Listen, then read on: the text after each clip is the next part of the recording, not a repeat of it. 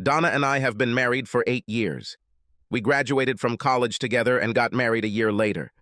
We both have good jobs and are saving as much money as we can for our first home. No children yet. I want them. But Donna just isn't interested in being a mother in any sense of the word. This seemed to be the only disagreement in our marriage. We had our first sex when we were in college, and we were always open to trying new things. By new things, I mean within certain limits, nothing perverted. Our sex life was active and fairly constant until about 4 months ago. Birdwatching brought us together in college. We both loved being out in the open, looking for elusive species we hadn't seen yet. We met on an organized birding trip and found ourselves enjoying each other's company. It was nice to have someone to go out with, and we both liked the same things. Our first sex was in the forest, and it turned out to be Donna's favorite place to engage in carnal pleasures. She has shoulder-length brown hair and dark Mediterranean skin. She has small breasts, firm and perfectly round, without the slightest sag. Perhaps she did not strive to have children because she was afraid of losing her beautiful forms. Another thing I like about Donna is that she has a lot of thick, dark hair. She was hesitant to shave off excess body hair because she was afraid it would grow thicker again. I was fine with this because I thought it added to her charm. I loved this woman deeply. For a while, I was engrossed in my work and probably worked too much overtime. Donna got home from work much earlier than me. She would change clothes and head to one of our favorite birding spots before it got dark. She always kept a diary of the birds she saw. There was usually nothing interesting or unusual there, but she felt it was important to keep good records. She was almost obsessed with it. I would come home after dark and usually fall asleep on the couch while we watched TV. I simply worked too much and was not a good companion or husband. After a few days without sex, I expected her to become active. On the contrary, she seemed relieved that I was not trying to make any physical contact with her. That's when I started to worry. I never played team sports growing up. My parents tried to interest me in all sorts of activities with other kids my age. The problem was that I had a very bad character. I would fly off the handle at the slightest provocation and lash out at any child who made me angry. By the time I graduated from high school, I had learned to keep it under control. My wife didn't know about this problem. She never seemed to do anything to push me over the edge. That's probably why she attracted me. My parents never told her about this. I rearranged my workload and schedule so I could have more time with Donna. I explained to my boss that I was overextended and he completely understood. Now I have to try to improve my relationship with my wife. I had no reason to suspect her of infidelity, but I felt her displeasure. Donna, we can spend a week or two, somewhere quiet and romantic. I feel like we haven't spent a minute together lately. Maybe 3 days off, Brian, but I don't think either of us wants to be away from work longer than that. I think it's very important that we stick to a plan to save up for a down payment on a house. Your rework helped create a foundation, and I would not want us to retreat. Donna, home is very important, but I feel like we don't spend enough time together. When I get home from work, I'm too tired to be in good company, and we spend the weekend doing housework and shopping. Dear, it seems to me that you are making a mountain out of a molehill. I'd be more than happy to take a short trip to somewhere close by, but I'm just not ready to go on a full-on vacation. I guess I'm just too worried. I want to make sure I'm doing everything I can to make you happy. I'm happy, Brian. I'll let you know if things go south so we can put a stop to it. We have enough real problems without fictional ones. I hope you're right. I don't want you to have a wandering eye. When I said this, she winked at me slightly. Well, this was my attempt to make my marriage better. I didn't say anything about my new work schedule. That night I made a weak attempt at sex, but she had a headache. Before I went to bed, I checked Donna's journal. Apparently she left the house regularly. I have a small Honda 250 Rebel motorcycle that I love. It's fast, quiet, and easy to use. That day I drove it to work. Donna usually got home around 4. Around this time, I told Marge, my secretary, that I would be in the archives for the rest of the day. I asked her to call me on my mobile when she got ready to go home. There are no landlines in the basement, and no one usually works there. I went out the fire entrance at the back of the building and put a small wedge in the door to keep it from locking. 5 minutes later, I was parked on the street next to the house. My wife came home at the usual time, changed clothes, and 10 minutes later, she was at the bird-watching site. I knew where she was going, so I didn't follow her too closely. 10 minutes later, her Volvo was parked in the Rainbow Mountain Main Trail parking lot. A black BMW stood nearby. We spent a lot of time in this park, so I knew the trails well. Having parked the motorcycle among the trees, I walked along another path. I took my time and tried not to make noise. Years of bird-watching have given me an edge in this area. Every few minutes I stopped and scanned the area with binoculars. It got a little rough towards the top of the mountain. The trails were marked, but they were near dangerous ledges. This has been good for hawk sightings, especially this time of year. You could see the valley for miles and everything was beautiful unless you looked down. I couldn't help it. I stopped and aimed my binoculars at the valley, looking for early arrivals of hawks. It was wonderful. And then I heard giggling. The forest was thick enough to make it easy to hide if necessary. Of course, this also made it difficult to see someone if they were hiding. My attention was now drawn to the faint sound I heard. It was not constant, so it was difficult to pinpoint. I moved forward slowly, not making a sound and listening very carefully. The yellow flash gave them away. It was the lining of her vest. I found a comfortable spot that allowed me to see clearly and took out my scope. I had binoculars handy, but the scope gave me a much better picture, and there was a camera attached to it. I found a place where I could see clearly. Lying prone, I could hide and at the same time observe for a long time without getting tired. It was a very private place, and they didn't have to worry about anyone accidentally finding them. My wife's companion was Clayton Mankey. He joined Donna's company about 6 months ago. I met him at several corporate events. He was a pretty nice guy, and I really liked him. He had a good wife, quiet but attractive, and 2 boys of primary school age. I liked his boys, and I regretted that I didn't have a pair just like them. Why would a guy with such a perfect family get involved with my wife? Clay laid out the blanket while I got comfortable. In the blink of an eye, Donna slipped out of her jeans and panties. I could make out giggles and laughter. She folded the trousers, made a pillow out of them, and put them under her butt. She teased him, and he took care of her private parts. I took a couple of good shots as he continued to please her. There was a look of intense concentration on her face, and then her mouth fell open, and I heard her gasp. She pushed his head away, pressed her knees together, and rocked back and forth for about 5 seconds before plopping down spread-eagled on the blanket. The wide smile on her face created a magnificent picture. At some point, Clay was ready to finish the job. There was no condom. He was no bigger than me, and his equipment was nothing special. I noticed that there was nothing romantic or loving about what they were doing. It was like watching dogs copulate. At that moment, I realized that I didn't like watching what these two were engaged in, but I was starting to get angry. The initial shock of what was happening had passed, and now the anger was growing. I probably should have just rushed in and let my temper take over, but I forced myself to endure it. I didn't have any plan. It didn't take him long to finish, and after lying on the blanket for a few minutes, my loving wife fell in love with his manhood from the waist down. I didn't see her spit anything out when she finished. There was some more giggling, and they started getting dressed. The entire date took less than an hour. Donna kissed him, not as a lover, but as a husband. He was collecting the blanket when she left. They seemed to have decided that it would be better if they came and left separately. I quickly gathered my things and walked down the path behind her, far enough away that she couldn't see me. I stopped at the Hawk Mountain Lookout. It was a flat rock overlooking the valley below. The height was at least 300 feet. A beautiful place, but dangerous. I stood looking through binoculars when Clayton appeared along the path. My blood boiled when I saw him, but outwardly, I was calm. "What are you looking at?" "That's a red-tailed hawk feeding its young on top of that pine tree over there." He looked in that direction, but saw nothing. Of course, there was nothing to see there. "That tree over there, strewn with cones." "I haven't seen it yet." He moved a little closer to the edge and leaned over. Then he looked at me again. "Do I know you from somewhere?"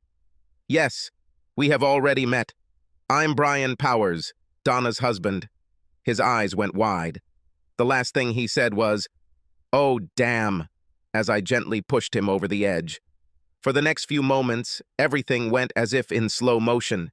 It seemed to take him forever to reach the bottom, although in reality it was probably about 4 or 5 seconds.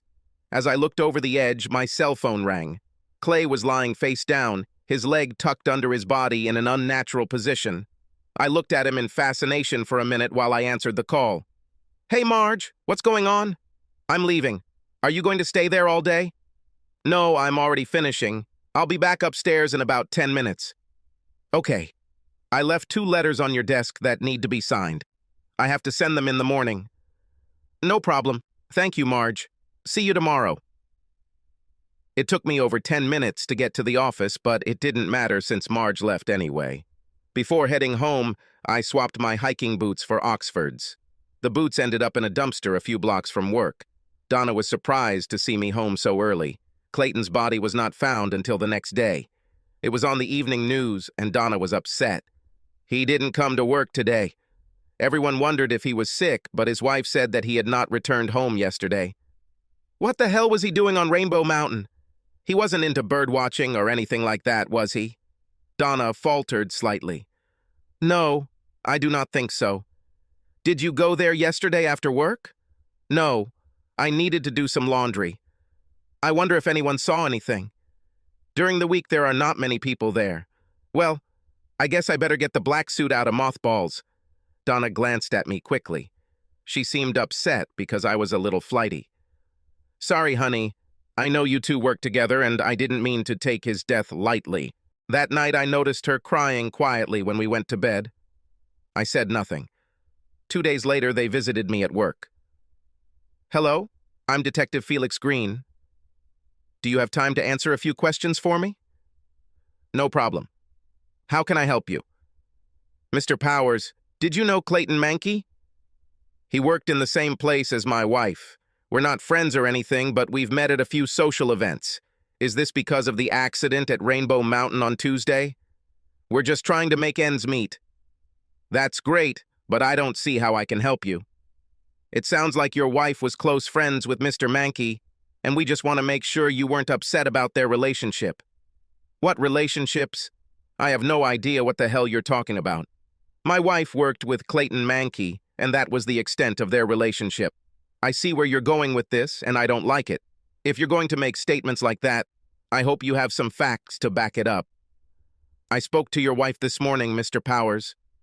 She was with Clayton Mankey at Rainbow Mountain on the Tuesday, just before the accident. This is impossible. I asked her yesterday, and she said she did laundry at home. I don't think she wants you to know about their relationship. Damn it, here we go again. I asked not to make such accusations against my wife. This is not an accusation, Mr. Powers. Your wife told us this morning that she has been dating Clayton Mankey for over 3 months. How did you meet? We didn't talk about it, and if we did, I wouldn't be comfortable discussing it here. This is something you and your wife must decide for yourself. Are you trying to say something, or just trying to make me angry? Relax, Mr. Powers. It is not our intention to upset you. We spoke with your secretary, Marge Schumann, and she said you spent most of Tuesday in the basement going through archived files. Not most of the day, just 2 hours or less. The rest of the time I was in my office. I left early, around 5:30 or 6. The guard downstairs said you checked out at about 5:45. Like that. I didn't keep track of time. I just wanted to go home to my wife. Your wife said that you returned home around 6. The journey is only 10 minutes. She said I was there until the evening. Relax, Mr. Powers. Everything is fine. We're just checking a few free versions to make sure nothing is missing. Did you really not know about your wife's relationship with Clayton Mankey? No, but I think it will be the main topic of discussion at the dinner table tonight. Felix Green gave me his business card, apologized, and quietly left. I was beside myself. I swear there was smoke coming out of my ears. I threw the stapler across the room just as Marge walked in. Brian, I hope I didn't say anything bad. I didn't want you to get in trouble, so I just answered their questions as honestly as I could. It's okay, Marge. It seems my wife and I are having some personal problems. You may have to cover for me for the next few days. Looks like I'll be very busy. No problem. I had no intention of solving my problems with Donna. All I wanted was to find a better way to end this marriage. Fortunately, there were no children, and we lived in a rented house. I wanted kids badly, but now, I was glad Donna said no. It wasn't even 3 o'clock yet, but I packed all my things and walked out the door. Marge nodded understandingly at me as I left. We had $75,000 in change in our household account. I took the 63 and walked down the street to the local GM dealer. 2 hours later, $58,000 poorer, I left in a yellow Hummer. I decided that I didn't need a new home. I needed extra money to buy gas for the monster. Shortly after I pulled into the driveway, Donna came out. What the hell is this? This is my new car. I decided that I needed something more sporty. Are you crazy? How the hell are we going to pay for something like this? No problem. I paid for it in cash. Where the hell did you get the money to buy a truck like that? Don't tell me you withdraw money from our house account. Well, I don't understand why a single guy needs a house. So I bought a Hummer. A crowd had gathered outside. As we entered the house, Donna grabbed my hand. What do you mean by single guy? I think you know the answer to this question. Why should I buy a house with you? Damn, why should I stay with you? Come on, Brian, you're talking like crazy. Calm down and come to your senses. Okay, sweetie. Detective Green came to see me today and told me about your relationship with Clayton Mankey. You were with him then on Rainbow Mountain. You said you do laundry at home. Would you like to explain? I did not want to make you sad. Clayton and his wife were having problems, and since he was new to town, he had no one to talk to about it. I just gave him a shoulder to cry on. What's wrong with going to Denny's or Starbucks? Why did you need to climb Rainbow Mountain? Clay was very excited and was afraid that he would break down and cry. He didn't want to do this in public. I stood up and poured myself a cup of coffee. Donna sat quietly, waiting for my next move. It was like a little game. I was angry that she even decided to play it. This is all bullshit, and you know it. It hurts me that you think so badly of me that you try to do something like that. You and Clayton have been lovers for over 3 months. You cheated on me, and he cheated on his wife. I'm tired of hearing you make up stories for little girls. Either deal with it like an adult or keep your damn mouth shut. You yourself don't know what you're talking about. Just because you make something up doesn't mean it's true. There was nothing but friendship between Clayton Mankey and me. If you can prove otherwise, go ahead. I had some damn good photos. If I show the photos, I'll have to admit that I was at Rainbow Mountain the day Clay died. My fists were clenched, and the blood vessels in my neck and forehead were bursting. I have very beautiful photographs, Donna. Will this be sufficient proof? Photos of what? Where were the pictures taken? Photos of you having sex in a motel. Ha! This proves that you are lying. We've never had sex in... Donna froze as she realized what she had just said. Her denial was also an admission. In her quest to prove me wrong, she lost her temper. She never finished her sentence. Her eyes glared at me, and her lower lip trembled with anger. She hated being hit. Oh, you son of a bitch! I won't talk about this anymore, and you won't get a divorce from me. You can sleep in your new truck, because you won't be able to climb into bed with me for a long, long time. Take your fucking dinner, and leave me alone. We'll still go to the funeral together tomorrow, right? Kiss my ass. It was an unusual funeral because both Clayton and his wife Emily were from outside the area. I don't know why she decided to bury him here and not in their hometown. The only thing that came to my mind was that she was upset about the circumstances of his death and did not want to explain it to her friends and family. Most of the people were from the office where Donna and Clayton worked. At the end of the ceremony, people walked past the widow, expressing their condolences. As we got closer, Emily sent the boys away. Donna held out her hand and Emily looked into her eyes. You have the nerve to come here, you damn slut!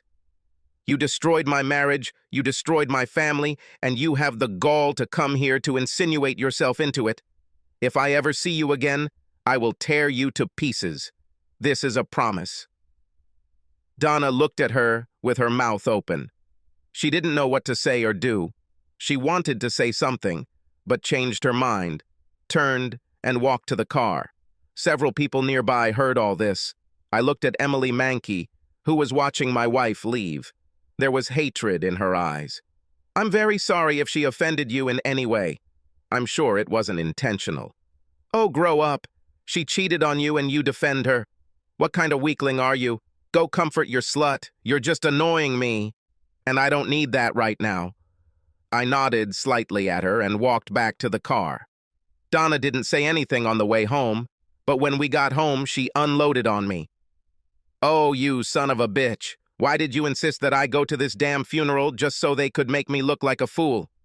Sorry, but there were a lot of people from your work there. Why did she choose you to attack? Blow it out of your ass, clever bastard." She burst into the house and I didn't hear a word from her for the rest of the day. From then on, I slept in the spare bedroom. I didn't want to have sex with her anyway, so when she made her decision, I was relieved. The next day, around noon, I drove up to Emily Mankey's house. I had no idea what I was going to say, but I felt obligated. She was in the garage with the boys, sorting through some boxes.